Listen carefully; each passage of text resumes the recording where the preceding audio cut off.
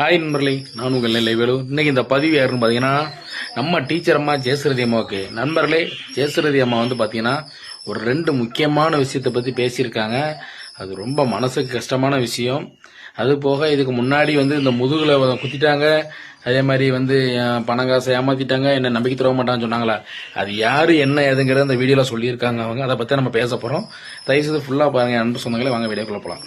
நம்பர்லே, நம்ம ஜெயசுரதி அம்மா பார்த்தீங்கன்னா எல்லாருக்குமே தெரியும். ஒரு ஆசிரியராக இருக்காங்க, யூடியூப்ல வீடியோ போடுறாங்க, நல்லா ஓப்பனாக எல்லாரும் பேசுவாங்க, வீடியோ போடுவாங்க. ஆனால் இப்போ அவங்க 2 விஷயம் சொல்லியிருக்காங்க இல்லையா, மனசு கவலைப்படுற விஷயம். அது என்னன்னா, ஒன்று அவங்க ஃப்ரெண்டு, அதாவது தோல் கொடுப்பான் தோழன், தோல் கொடுப்பான் தோழின்னு சொல்லுவாங்களா, அந்த மாதிரி ஒரு ஃப்ரெண்டு. அவங்க தான் பார்த்தீங்கன்னா அவங்கள முதுகில் குத்தினதான். அவங்கள முதுகில் குத்துனது, ஏமாத்தினது, நம்பிக்கை துரோகம் பண்ணது எல்லாமே அவங்க தானா. அது ஒரு பாயிண்ட். இப்போ 2வது பாயிண்ட் சொல்கிறேன். 2வது, ஜெயசுரதி அம்மாவுக்கு ஒரு பெரிய கவலை வந்திருக்கு. என்னன்னு பார்த்தீங்கன்னா, அவங்க பொண்ணு பிரிக்கியா. அவங்க பொண்ணு பிரிக்கியா இப்போ அவங்க கூட இல்லை, அவங்க ஃபேமிலி கூட இல்லை, அவங்க தனியாக இருக்காங்க. அவங்க தனியாக இருக்கிறனால அம்மா ரொம்ப கவலைப்படுறாங்க. ஏன்னு பார்த்தீங்கன்னா, அவங்க பிரிக்கியாவுக்கு அவங்க அம்மா சொல்கிறாங்க, பிரிக்கியா நீ எங்களை விட தனியாக இருக்க, எங்கள் கூட வந்துரு. அதாவது இந்த காலத்தில் 2 வயசு குழந்தையிலிருந்து 70 வயசு பாட்டி வரைக்கும் பாதுகாப்பு கிடையாது. பிள்ளைகள் வாழ்க்கையை சீரழிக்காங்க. எனக்கு உங்களை பார்க்கறதுக்கு எனக்கு தேடுது, ரொம்ப கஷ்டமாக இருக்குது அப்படின்னு சொல்லியிருக்காங்க. அது போக இன்னொன்று சொல்லியிருக்காங்க குற்றச்சாட்டு.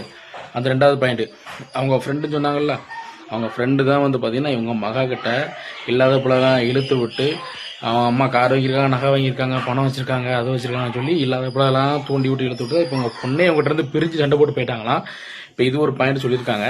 இப்போ அதே மாதிரி சொல்லியிருக்காங்க, என்ன சொல்லியிருக்காங்க தெரியுமா, நான் இனிமேல் யாரையுமே நம்ப மாட்டேன், ஃப்ரெண்டுன்னு சொல்லி என்னை முதுகில் குத்தி என்னை ஏமாற்றி மோசம் பண்ணிட்டா, என்னை ரொம்பவே நம்ப வச்சு ஏமாத்திட்டா, யாரெல்லாம் நம்பணும் அவங்க எல்லாமே என்ன துரோகம் மாட்டாங்க. இப்போ என் பிள்ளைகள் எல்லாம் ஒன்றா இருக்கு, என் பிள்ளை மகா மட்டும் ஒன்றா இல்லை, அவன் என் குடும்பம் நல்லா இருக்கும் பழைய மாதிரி அப்படின்னு சொல்லியிருக்காங்க. ஏம்மா அதே மாதிரி நானும் சொல்கிறேன், நீங்களும் யாரையுமே நம்பாதீங்க. அதாவது பண விஷயத்தை பொறுத்த வரைக்கும் யார்ட்டையுமே எதுவுமே ஓப்பனாக சொல்லாதீங்க, வைக்காதீங்க. ஏன்னா உங்கள் குடும்ப பிரச்சனை உங்களுக்குள்ள தான் இருக்கணும்.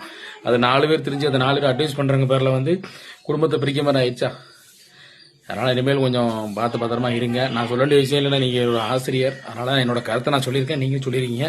ரைட் நண்பர்களே, உங்களுக்கு பதிவு பிடிச்சா லைக் பண்ணி, கமெண்ட் பண்ணி, ஷேர் பண்ணி, மறக்காமல் நம்ம பேப்பர் 248 சேனலை சப்ஸ்கிரைப் பண்ணி போய் அமைக்கிறேங்க. நன்றி, வணக்கம்.